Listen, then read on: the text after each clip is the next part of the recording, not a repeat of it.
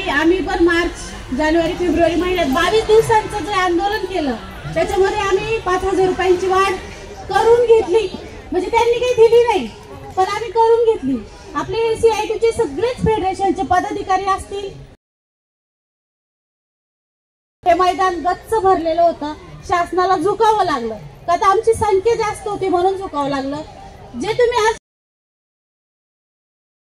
कर्मचाऱ्यांचं काम करतात 21 वर्ष झालेत कामाला लागून. आमची पण जर्नी 200 रुपयापासून स्टार्ट झाली होती तर आता जवळजवळ 13-14 हजार मिळेल. सरकार द्यायला तयार आहे का आपल्याला? आपण संघटनेशी एकनिष्ठ असेल, आपण त्या संघटनेचे सभासद असेल तरच आपल्याला हे शक्य आहे. काही काही म्हणतात की कशाला जायचं त्या संघटनेत, काय करते ती संघटना. 15,000 रुपयापर्यंत नेणारी ही फक्त CITची लाल बावटेची संघटना आहे. कोणता पक्ष येतो तुमच्याकडं? भाजपचं सरकार आला बाई 2,500 रुपयात घर चालतं का तुझं?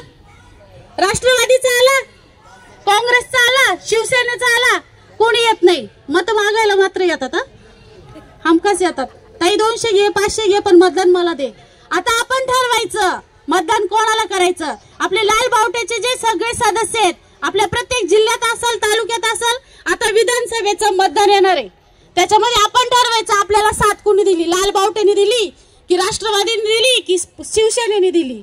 हे पण लक्षात ठेवायचं. नाहीतर पगार वाढतो, ज्यावेळेस निवडणुका येतात त्यावेळेस लाल बावट्याला विसरून जातात लोक. तर लाल बावट्याला विसरायचं नाही. आपण सगळ्यांनी त्यांच्या बरोबर राहायचं. आज तुम्ही सगळे चांगल्या संख्येने आलात. उन्हाचा प्रॉब्लेम आहे. मला तुमचं विशेष अभिनंदन करायचं आहे की महाराष्ट्रभरातल्या बसेस सेवा बंद असताना सुद्धा तुमची इतकी चांगली संख्या आहे. तुमच्यासाठी लाल सलाम.